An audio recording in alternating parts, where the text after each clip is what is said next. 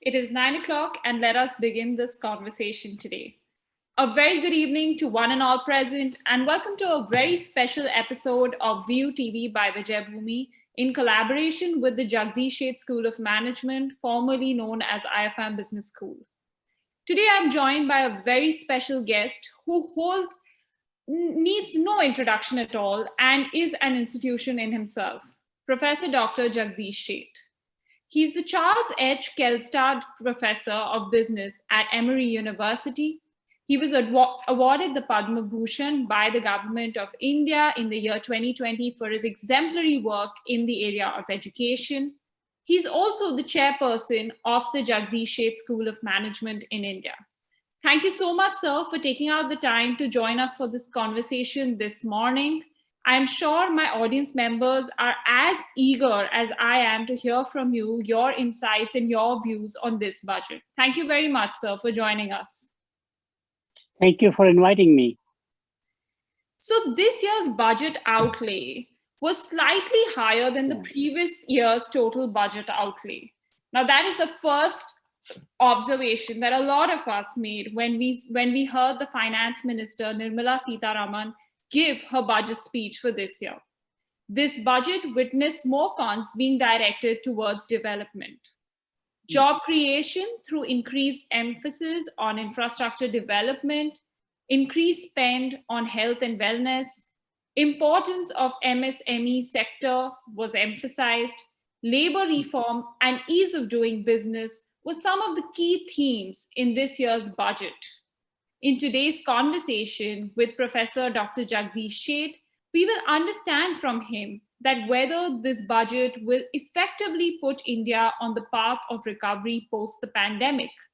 And second, will this budget propel India's global image in the world? Without further ado, I would like to begin this conversation with Sir. And my first question to him is this. So when you actually heard the budget speech that was delivered by the Finance Minister, Nirmala Sitharaman, what were your first reactions? What did you feel that was this the ideal budget considering the economy, considering our economic position post the pandemic? If you may share some of your initial thoughts with us today. Yeah. To summarize the comment would be, to me, this budget looked like very pragmatic in the short term, making sure that the economy recovers. And there were certain elements on which the emphasis was given to increase the economy. And not as aspirational as people were expecting, like the budget of the decade or the budget of the century. And I'm glad that that was not done, because raising aspirational goals is fine, but it also raises expectations. If you don't meet, public disappoints, foreign investors disappoint, etc. So overall, I gave pretty much like a 7 marks on the budget out of 10, something like that. It is very well balanced budget, which was my second observation. It was balanced between different sectors of the economy rather than overemphasizing one sector at the expense of the other sector. And this balancing act is not easy, because you now have basically as a budget like a zero-sum game. And how do you allocate between the agriculture sector, the manufacturing sector, and obviously the, let's say, services sector, in addition to the obligations that you have for infrastructure building, defense, etc., etc. So I think it was well-balanced budget. The third observation is, I think, very important. It seems like budget ultimately, through all different avenues, is targeting the India's middle class. For example, the income tax relief that are giving in some sense, in terms of reporting, etc., which I'll come to in a moment, having less withholding tax on dividends, for example. So you have more cash going in the pockets of the middle class, which I think is very important, because if anything else, India has one of the largest middle classes in the world, and the middle class consumption behavior is changing from the unorganized to the organized sector, and from unbranded to branded sector, which means it is likely to create more economic growth and more economic recovery, essentially. And I think that's very important. Related to that one, and I will stop and we can have more conversation. I think one of the things that was not emphasized in the budget publicly, which is okay, I've been articulating this about a year now, last year's budget also. The biggest surprise we will have is that the budget may become less deficit than we realize, because the real income revenue source for the government will no longer be the income tax, either a corporate or individual, but GST. And as more economy consumes, larger the collection of GST by definition. To me, that will allow quite a lot for budget not to have the deficit that is right now targeted, but it can reduce. In fact, every month we see record amount of GST collected already because of digitization, computerization. But I think it's a question of more collection, more execution on the budget. That'll be very important. Absolutely, sir. And I think a lot of the views that you have just shared with us have actually been echoed by a lot of leading economists as well. And Right. the fact that you called it a balanced budget is also something that a lot of people have been lauding the Indian government for. Right. Now, which definitely brings me to the next set of more specific questions on this year's budget. Yes. Now, Tarun Chugh, the National General Secretary of the BJP, recently wrote, the government, through various measures, has ensured that Budget 2021-22 helps in improving the economy of India and also kickstart the industry which has been hit due to COVID-19. Do you agree with this statement, sir?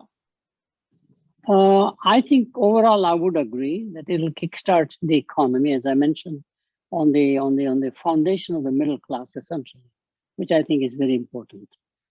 But the recovery, I don't think, will be uniform. Certain sectors will grow much faster than the others. And my own view is that the sector that will grow very fast is going to be surprisingly the consumer economy.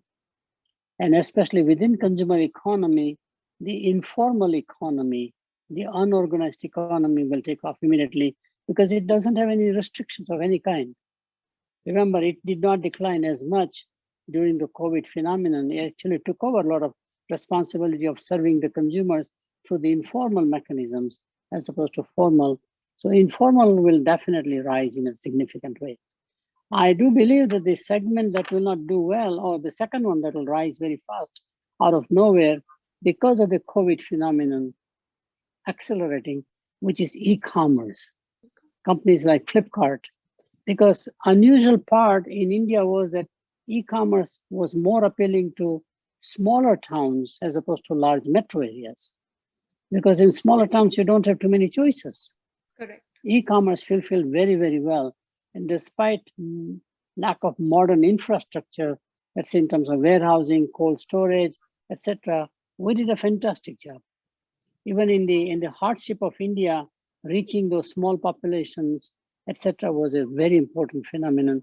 So I think e-commerce will skyrocket because once people get used to having home delivery and the convenience, and of course, once you go e-commerce, it's all organized, it's all reported, so GST will be collected more even. You know?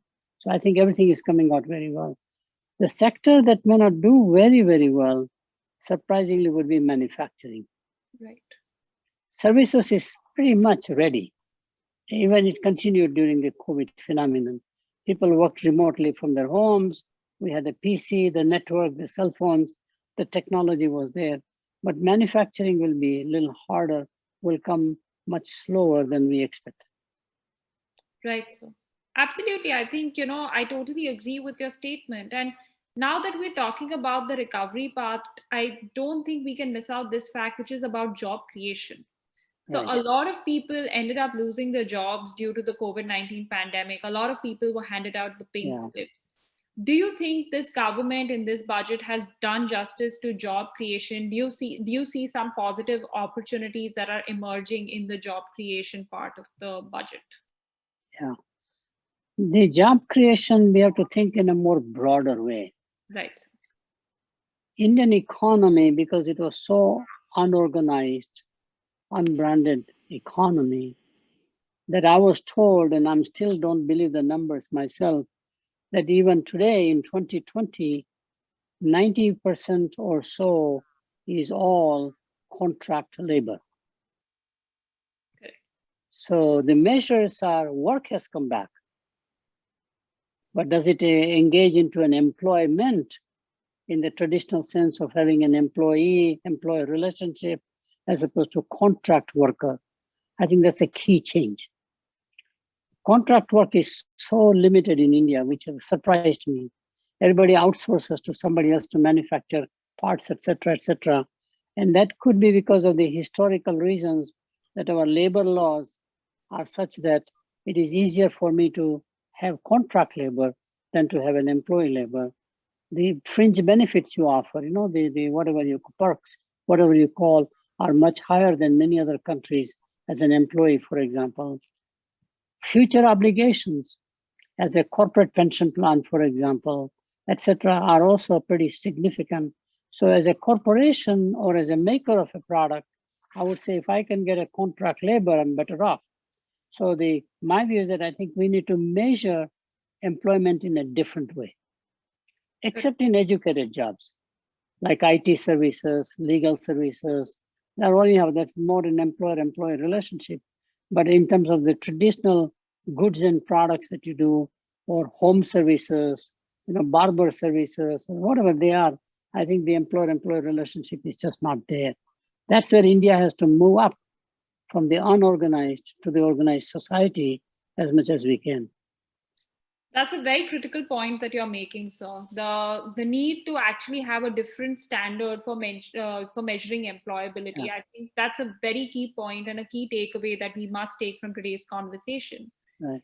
Now, in numerous statements that the Honorable Prime Minister has been making during this pandemic, and even once the recovery has started, there's been a lot of emphasis on self-reliance or Atmanirbhar Bharat. And in fact, Right. even in this year's budget, we have seen, a lot of schemes where money is being directed have been instituted with this vision of making India self-reliant or Atmanirbhar. So I'd like to hear from you that what do you think about the vision of this government's Atmanirbhar Bharat, and how much and how well do you think this budget is justifying that vision? How well are we going to be able to achieve that goal, being completely self-reliant that we have been talking about? Right. I think the vision is very important, because that vision gives you the hope and the aspiration that we can do it. The largest potential is a human capital. So if you take a grain of wheat and make it into a loaf of bread, an agricultural commodity, the value add is only 3 times, maybe 4 times. 25%, 30% is the raw material cost. If you take a rough diamond and polish it, a good diamond cutter will increase the value from rough diamond to the market polished diamond about 15 to 20 times. But if you take a human being, educate, mentor, polish, the value add is infinite. In order to create that, you have to create aspirations and hopes in people. You can do it. All of us have potential, but we don't realize the potential till somebody creates the spark in us to say, yes, you can do it, as we have seen with students, as we have seen in high schools, as we have seen many of the NRIs from India who have settled abroad. They didn't realize their potential till some institution or some other environment got their potential out. The question is, if all of us can do very well outside of India, why can't we do very well in India? Absolutely. And the time has come now. So self-reliance definition changes over time, which is the second point I wanted to make. After the independence, the self-reliance meant basically non-alignment. Good. I don't want to depend my colonial power. I should not have a sort of the colonial mindset or colony mindset in many ways. That's the old definition. The new definition I would like to advocate, to me, self-reliance means I have a surplus. Not sufficiency, but a surplus. A nation is self-reliant in any sector of the economy or in the industry or in a raw resource base, whatever it is where it has a huge reserve that during crisis, it can manage the crisis through the reserves. Whether it's an oil reserve, energy reserve, for example, whether it's people reserve, whatever it is, commodity reserve, whatever it is. So to me, self-reliance is a very strong, important journey. Right. Self-reliance is not a destination. You cannot measure by saying that I've achieved it. It's very much like the Kanban thinking in the Japanese culture. Continuous improvement, that's all it is, which is again very important one. Now, will this happen? I think it's possible. It'll be we are self-reliant in many areas, surprisingly. We don't talk about that one. My view is that we simply don't do enough marketing of what we do well. Correct. We are totally self-reliant in diamond. There's no other country can ever come because self-reliance means more than enough surplus. We export diamonds worldwide. We are very self-reliant in dairy products. No country produces as much milk and milk derivatives like a yogurt and ice cream, and no country consumes as much milk as we do. So we are self-reliant in dairy products, which is a key foundational commodity. We are self-reliant in services. I mean, we have enough manpower to do things. We don't have to import labor from other countries to teach us to do our work. Actually, we are net exporters. IT services alone is now a $150 billion export industry. I can go on and on and on, giving examples, but we are already self-reliant. The self-reliance is one place where we are not, which is very important. And that will lead to the question related to the budget. I think we are not self-reliant in terms of what I would call corporate R&D, not government R&D, but corporate R&D. Because we as a nation, basically we're a trading nation or a colony, export, import kinds of stuff. And we became a nation where we never invested the same companies who are major corporations. If you look at their R&D centers, they are not world-class. Correct. They have to admit that there is no way out but for us to invest X amount of revenue or net profits into the R&D side, where we create new technologies, we get the patents, and the world licenses that patent from us. Right. To me, that's very key element. So R&D, corporate R&D. So what can the government do to provide incentives as we do for social special economic zones? We do a lot of incentives on that side by giving land, which is converted from agriculture to something else, let's say institutional electronic city in Bangalore as an example, or GIFT, for example, in Ahmedabad. I can give you, government does quite a lot for corporations, but can government target the corporation side, private sector, also state enterprises, to actually invest in R&D X% of their revenue or X% of their profits annually? Pretty much. I think that's very important. Absolutely, sir. And there is one key thing. Now, I can't stop myself from asking this from you, since you're such an eminent educator and a thought leader. So while we talk about, being self-reliant and about being Atmanirbhar, I also think this kind of a change also needs an attitude shift that needs to happen in the larger population. So Absolutely. What is your advice? Because, I think that's where, the educational institutions will play a very critical role, because they are the ones who are shaping the youth of this country. So what kind of advice would you roll out to these educational institutions, that how can we build Atmanirbhar or self-reliant individuals who actually believe in themselves and believe that they are self-reliant and independent? Very good point. It's an excellent point. And I think it is the change agent. If you focus on that one as a nation, one can bring about a significant, very rapid change. Absolutely. Yeah. If you look at the curriculum management, which I know well, but I'm sure it is true for engineering, it is true for medical sciences also. We are in a knowledge dissemination business right now, which teach classes, but knowledge was created in the Western world. Most of the textbooks in management are really textbooks written by either Europeans, but more likely Americans. If you take in my discipline of marketing, for example, textbooks in marketing management, it is Philip Kotler localized, but it is not an Indian scholar writing a fantastic textbook, which is not only appropriate for India, but also outsiders use it. So we are not as strong in knowledge creation as we are in knowledge dissemination. Absolutely. So academic institutions have to create knowledge, not just surprisingly, not just in scholarly articles, because very few people read that. That's very good for generating research grant money. But to make an impact on a society, you have to have a knowledge that is generated, unique knowledge, unique frameworks, and disseminated through textbooks, college education phenomenon. That is very important. Now, it does happen. It's not as if it's not happening, but it is not to the level where Indian authors just dominate. I'm sorry to make one more point. I know I'm belaboring the point here. We are very good about that in fiction area. Correct. Our fiction writers are world class. Not only Salman Rushdie, Amitabh Ghosh, for example, just goes on and on. They win the Booker Prize. They win the Pulitzer Prize in the world, which is fascinating. These are all Indian originated authors. So why are we able to do so well in literature? This is all English. It's all in English. It's not like writing our Sanskrit things, or ancient works. They're very contemporary also. And the world like to read the material.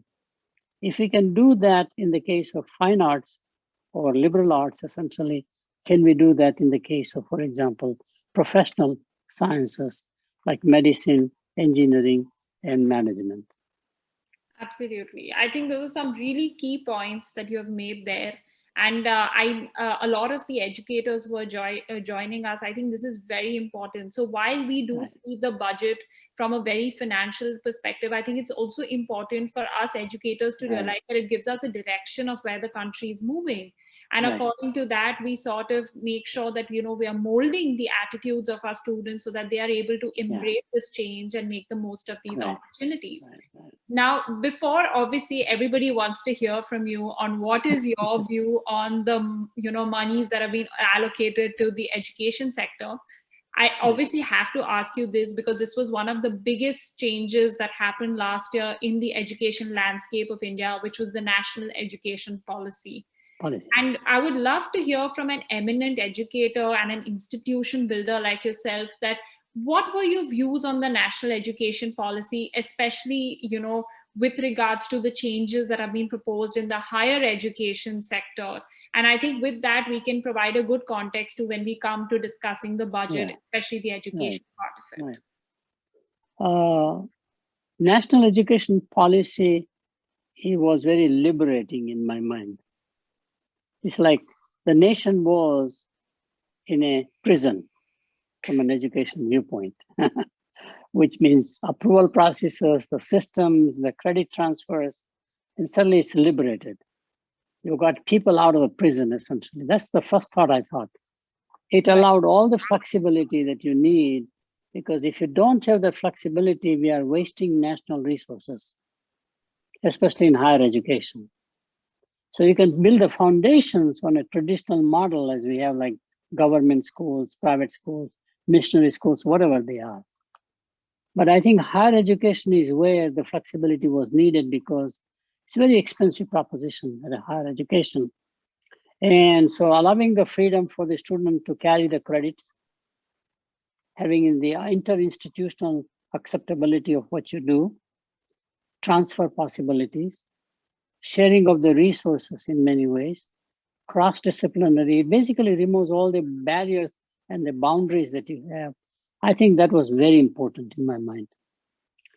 I also think that it is allowing the flexibility to say we will be more and more driven by student-centric approach. What is in it from a student viewpoint, not necessarily from the institution organizers or the faculty viewpoint, which I thought was somewhat interesting. Although in the education building, like in healthcare, patient does not know everything. So you have to go, bedside manners are fine, the way you teach it, but the knowledge itself student does not know. So I'm you cannot be too much student-centric.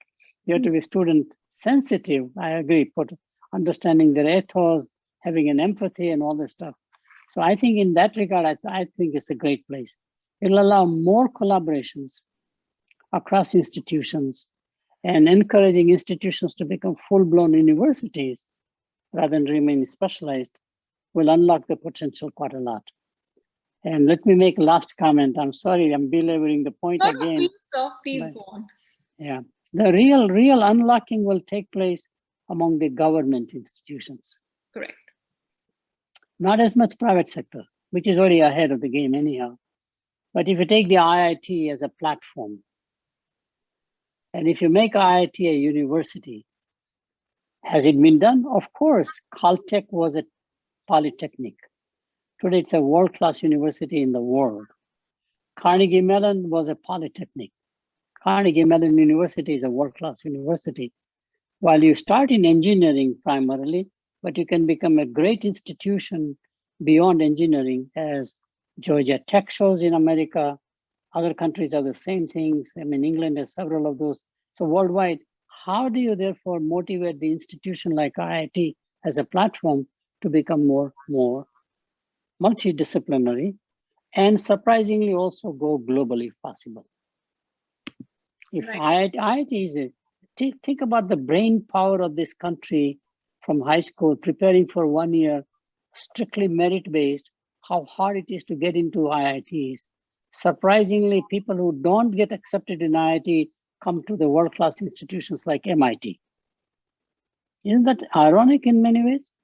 So to me, we have the demand out there. It can be shaped by having education across disciplines. And that'll be true for IIMs also in management, I think so. That'll be true for medical schools the same way. National Law School that you have gone to, for example. The law schools will totally be interdisciplinary Exactly. now, which I think is going to be a big up for the quality of lawyers that we are also producing. Absolutely.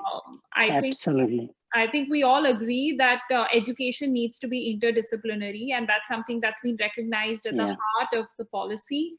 And I also feel that, you very rightly said, I think for all of us, this, when we read about, what the national education policy was aiming to do, I mean, in sorts, we definitely felt that we were being liberated from the old colonial thoughts and perspectives on education. And we also felt that, the entire this student-centric approach that was being promoted through it, I mean, that's clearly the need of the hour. So if that is available in institutions all across the world, why should it not happen in a country like India, where we have such a booming youth population? Exactly. So this is definitely something that we are very excited to see in action. And now that we've heard your views on it, I think now I'm going to direct your attention back to the budget. Now, one of the most remarkable things in terms of education, and the highlight, if I so were to say, in terms of the education sector in this time's budget, was when the finance minister Nirmala Sitharaman announced that the National Research Foundation outlay will be of 50,000 crores over 5 years. Huge sum of money, and most importantly, research taking prominence in the budget. Now, is this the way forward for India to build the research ecosystem that we have been lacking? Would love to hear your insights on this. I totally agree. I think, again, the nation has taken a stand that we have to be in the business of knowledge generation, new knowledge creation, by having this research fund, National Research Foundation. This is how US came along about 100 years ago, pretty much. They established the National Science Foundation to focus on science, National Institute of Health, which is a major agency for funding on the healthcare, for example. You have the land grant universities, again, major investment to create new research in agricultural sector. This is fascinating. So I think we are on the right path. Question is it enough? Given the size of the nation and the country, given the budget constraints and all the stuff. My view is that whatever you invest is not enough. That's the way I look at it. So whatever you invest, it's nice to have a good start, but this is where I thought the budget was more modest than it should be. Right. 50,000 crores sounds a good money, but we are in the old money mindset in many ways. This is where I think a lot greater amount can be distributed or given guidelines. And there are 2-3 angles. One angle is that this budget should be equally available for corporations. Correct. In fact, If you take the Bell Labs, which was AT&T, Bell Labs has won more Nobel Prizes than many other institutions. If you take IBM Labs, if you take the General Motors Tech Center, they all bid for government contracts, research contracts like NSF, because they have scholars, they have PhDs. I was surprised when I found out at the time of the breakup of the Bell system, I was working at Bell Labs, 1984-85. Oh no, that's clearly one. Bell Labs had scientists who were both professors at universities like Princeton University in mathematics, etc., but they were top scientists. This blurring of the boundary between corporation and academic is very key in the process.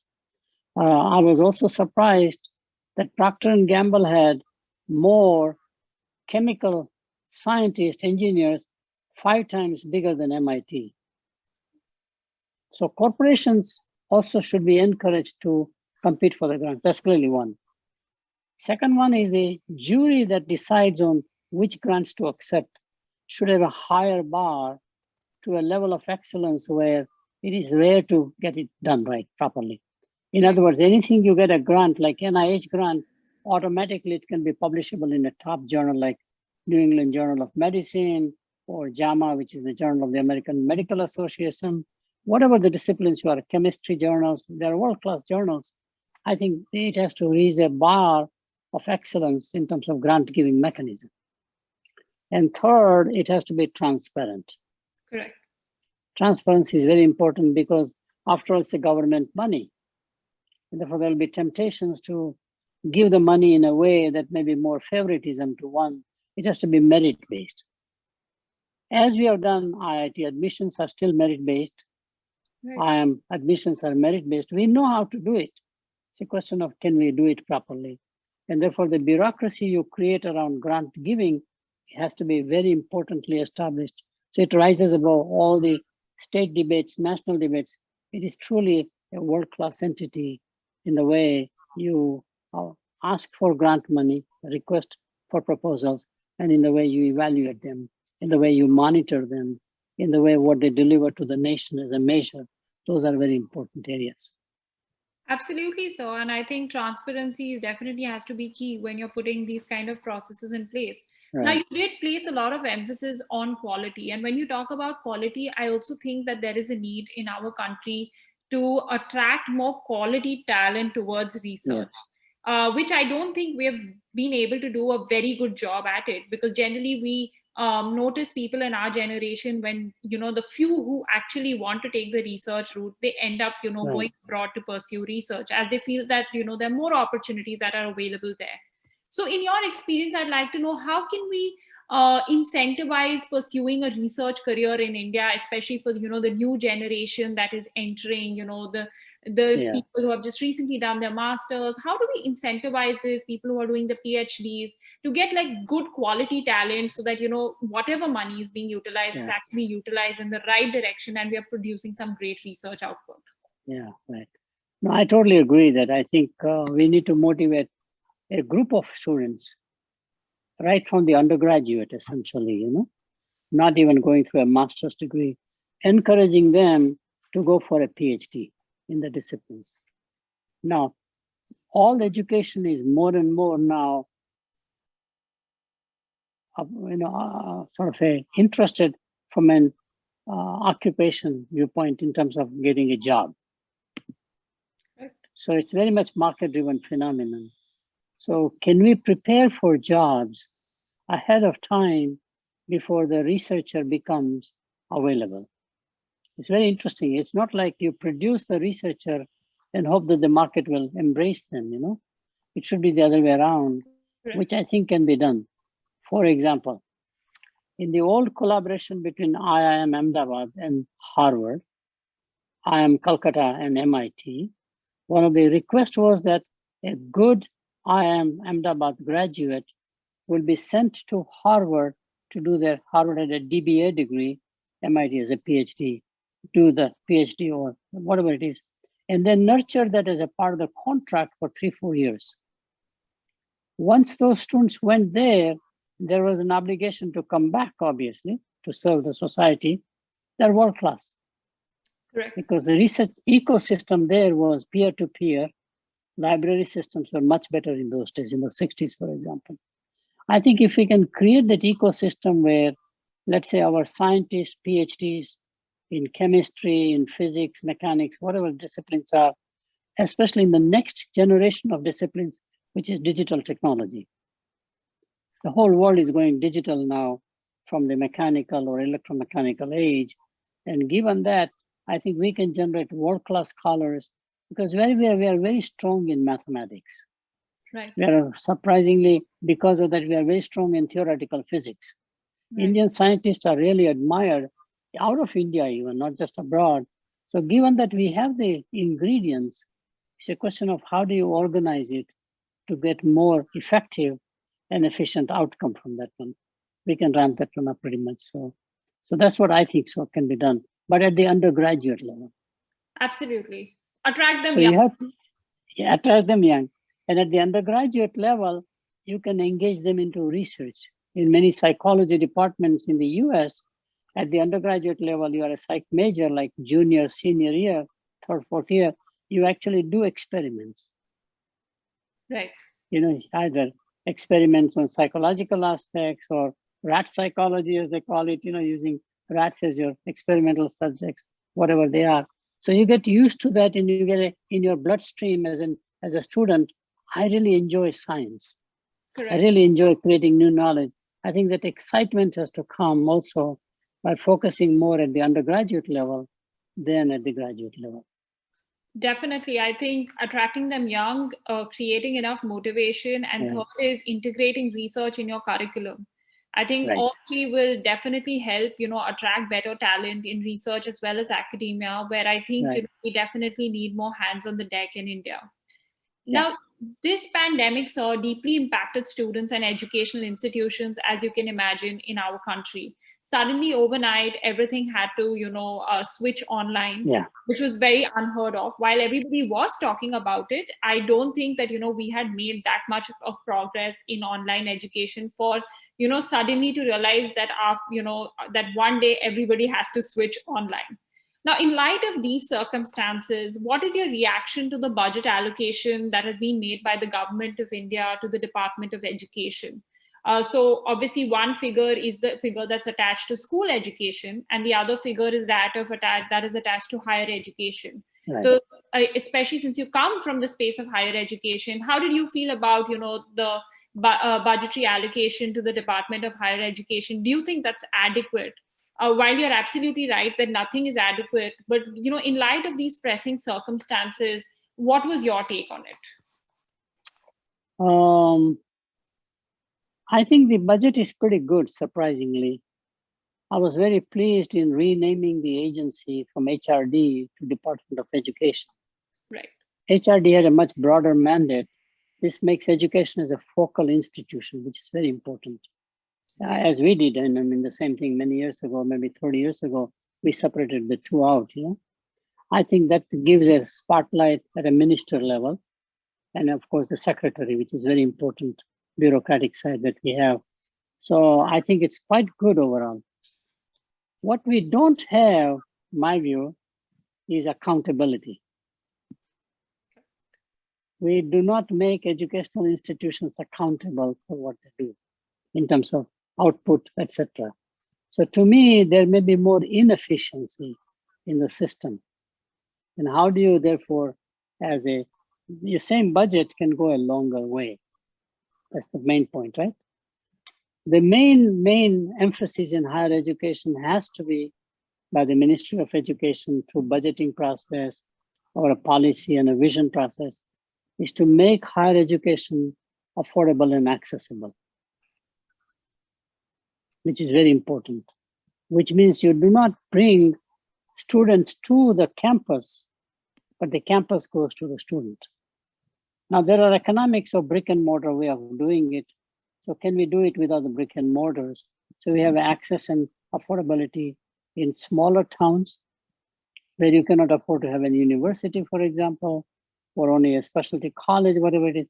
How do we create affordability and accessibility where technology may be very valuable? Remember, in many parts of the country, as it is true in Brazil, you have your factories in remote places. They are not in the cities. That's where the raw materials are. So there are managers there. So if you go to Dhanbad area in Bihar, in the old Bihar, where you had the colliery mining, right? You have a coal mine engineers, there are management people. How can we take education there? Right. Education is very important, not the students coming to the campus, but there are working professionals. How do we reach them? While they are working at the same time and learning part-time, all of this will require a technology platform. So I become more an advocate that what we had to do during pandemic, that it make it more mainstream. What was a peripheral, like a continuing education type stuff, make it core, and physical get together maybe more peripheral in many ways. And that's one mechanism that I think so. I do believe that online education will grow much faster. Right. All universities are now. So Coursera was a key MOOC platform. edX is another big platform. I think they are actually disruptors and change agents. University of Phoenix, like for-profit organizations in America, which they dabbled, building campuses, renting places, creating like 250,000 students on a national level. Biggest campus actually was University of Phoenix. That kind of a replication may not be as possible as doing something on online education. So I become somewhat supporter of online education with all of the consequences, side effects of online education. We can avoid them or we can minimize them. Absolutely. So I think, especially because of this forced experimentation that we had during the COVID-19 pandemic, I think a lot of educators, even in India, were of the opinion that the hybrid model is here to stay.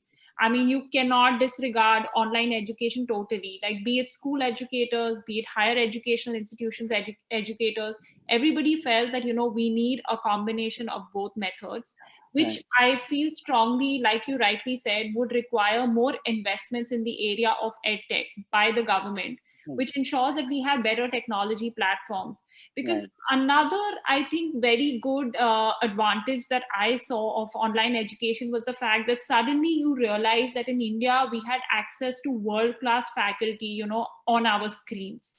Right. So you did not no longer, have to be associated with a particular university. Like, for example, being in an Indian university, I could always invite, somebody from a top university, be it like Emory, be it like Harvard, MIT, etc., to come and, give short courses to my students, to come and, give presentations, take classes for my students, which totally takes your quality of education to the next level. And I think that is something that we really need, like an improvement in the quality. And that is also something that, the national education policy aims to do through the various provisions they have listed.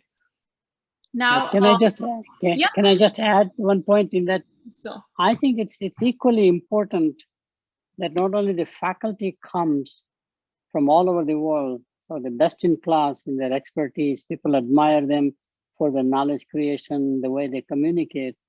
But I think the same online platforms can be used to create global student body. Correct.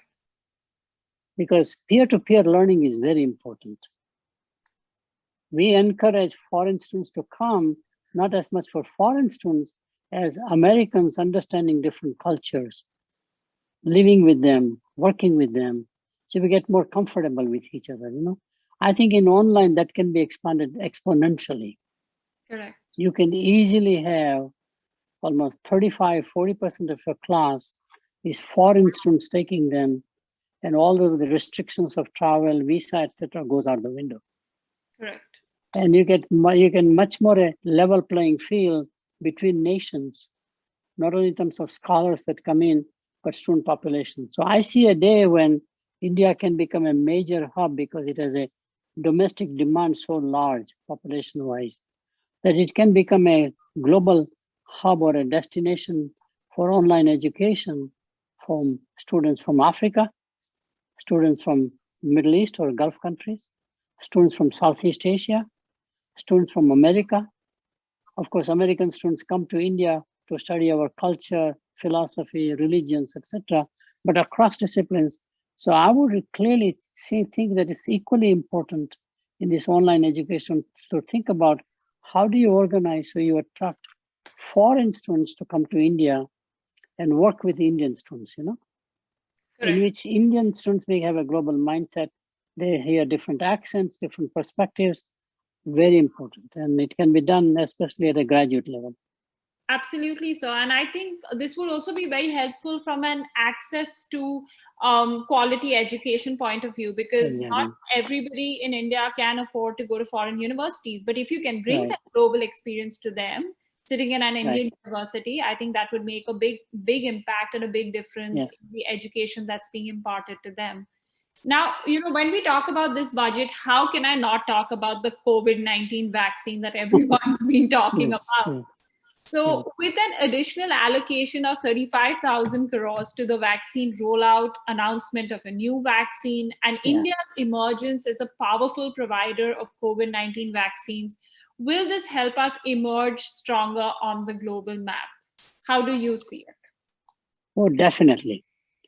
Already through the generics alone, many of the Indian pharma companies have shown they're as capable as those who invent or create, through the research and clinical trials process. What I think is a very key sector for India. And my view is that it can be broadened to really talk about not just pharmaceutical, which is what the focus is right now, but the whole healthcare. There are three components. One is for medical devices. And India can easily produce more affordable and more accessible portable devices. We already shown we can do it at about the 1/4 the cost, or even the 1/10 of the cost of big machines. World needs that as much as India needs it. And India's domestic market can justify the scale. So I would invest massively also in device making business, which is all getting more electronic based anyhow now, whether those are electronic thermometers, one that we point to the person's head, to see the temperature is okay for COVID. COVID has generated so many opportunities in the whole area of PPE, from masks to ventilators, etc. I think that will be one. We have to emphasize that, my view, as much as we emphasize pharma industry. Third element of any kind of a health focus is health delivery, which is clinics and hospitals. And there again, we are becoming pretty good at that, surprisingly. Medical tourism is a big business in India now. Based upon my research about a year ago, I was surprised that we had 1 million medical tourists in India, of course, coming mostly from Indian diaspora. And the biggest reason people do medical tourism worldwide, when I did the research, again surprised me, was for dental care. Wow. Isn't that interesting? It is. So Russians in America, citizens of America, go back to Russia. Ukraine people go back to Ukraine. Because in all those former Soviet Union countries, health was free. So they have a social system in place. And the cost here in America for, let's say, putting a dentures in your mouth is like 10,000, 15,000, 20,000, almost like a heart surgery cost, which is skyrocketing also. So you think about elective surgeries, you think about, Thailand does a good job as a medical tourism, where you have the hotels, almost 7 stars, which are hospitals. I think we have to learn about that quite a lot. But India has a huge potential in healthcare delivery also. So combining three together, India will become a major industry leader in the world. Let me add one more thing. There's a critical shortage of nurses worldwide. Correct. Even before the pandemic, America had shown that they will need extra 250,000 nurses a year, because nursing schools are not generating graduates. And India has a very large talent in nursing. They go to Middle Eastern countries as nurses. Again, well-known nurses are from Kerala, and it may be linked to the faith in many ways, which generates, linked to the Christianity faith. Whatever the reason are, I think nursing has a major potential, not only in serving the society, but also for research reasons. Many of the nursing schools in America are now getting enormous amount of research funding from the government because nursing is really down in the field in many ways, touch point, very much so, as opposed to more abstract knowledge. So that's very important. So I think so. In this area, there's a lot of potential. I'm sorry to belabor the point again. No, no, no. For sure, sir. And I think, this entire situation with the isolation of China by other nations, Right. I think that has also, in a way, really strengthened India's power as a provider in the geopolitical sense, if you were to see. I mean, obviously now China is sort of coming back into the scene with the Chinese vaccine. I believe a lot of people are saying, it is supposed to be, they're considering it good, and a lot of people are taking it, especially in the Middle East. But I think just the general larger context and with the entire havoc that was caused by the pandemic and, the subsequent isolation of China, I definitely think that this virus turned into an opportunity for India in that sense. So, definitely. Yeah, so I definitely think, and I see we're running out of time, but before we, close the session, I definitely have to ask you this one last question. So with the measures and allocation in this year's budget, is our economy actually headed towards the recovery path? And will this budget actually help us emerge as a superpower post the pandemic? So these are the various promises that have been made by the government to us while they were presenting us this particular budget. So how good do you think these, promises, do they stand true? Do they hold water or not? I think recovery will take place, but will be selective. So what the government has to do is to under-promise and over-deliver through budget and through policy. Clearly, as I mentioned earlier, informal economy will skyrocket back again. It was already there. Actually, its rate of growth during COVID was better than the average. As I mentioned earlier, e-commerce will be a big platform, which requires infrastructure, fintech infrastructure.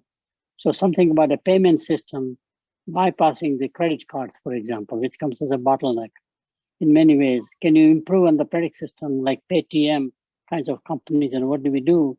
I think that's seamless operation in e-commerce. And e-commerce does not have to be limited to consumer markets. In fact, the largest e-commerce opportunity in India maybe, and maybe even by policy can happen, would be B2B procurement. All business customers are now going online, ordering supplies, primarily, as opposed to the old way where the salesperson will come to the customer, take the order taking, then say, we will deliver you at a certain time.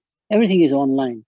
So what can the policy and the budget do, which ultimately turns out to be one thing and one thing only? Digitize, digitize, digitize. Absolutely. But it'll be selective. Again, organized retailing in terms of the way we know it, not online, but physical brick and mortar, like the shopping centers will have a slower time coming back. Correct. It'll take a while. Partly because people are used to an alternative now. The convenience of ordering from home. So shopping center was a necessity. You had to go to the shopping center. So if the shopping centers can learn how to come to your home, store comes home kind of a notion, then it may survive. In fact, I have a paper on the future of retailing. In the US, it's very scary. Brick and mortar are collapsing like anything. And only those who are able to transition in omni-channel, which means I can deliver to your home, you can come and pick it up, or you can shop anywhere. Then only they're able to survive. So it's very fascinating. Absolutely. I totally agree with you. Digitization is the way forward, and e-commerce is definitely going to throw in a lot of opportunities. And absolutely. And a lot of the other allied fields that I think we see with digitization, be it like data sciences, be it AI, that's where a lot of the opportunities are. And on that note, I think we've had a wonderful conversation hearing from you, your insights on the budget. And I think I speak for everybody who's attended this conversation with me today. I think there's so much that we have learned from your perspective, from the well thought of and well articulated answers that you had to each of the questions that we threw at you. I was truly an honor and privilege to hosting you on this conversation. Thank you so much, sir, once again for taking out the time and being with us today. And thank you. You are a great host. Thank you. Thank you so much, sir. Thank you so much to all our audience members who have joined us on this Sunday evening. We hope you thoroughly enjoyed the conversation. This is your host, Kritika Padode Bhandari, signing off, and we'll see you again next week with a brand new episode. Thank you very much joining us. Stay safe, everybody. Thank you. Thank you, sir. Bye-bye. Bye. Thank you.